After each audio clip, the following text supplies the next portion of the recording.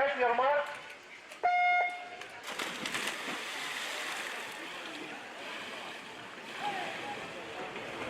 Ragazzi, vai passando di qua.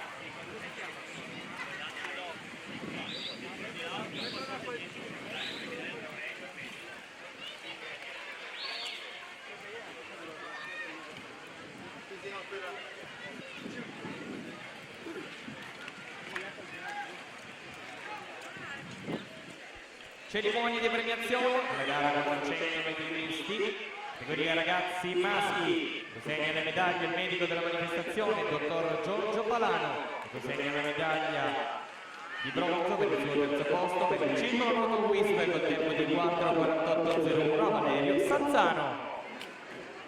Secondo posto medaglia d'argento per la Piave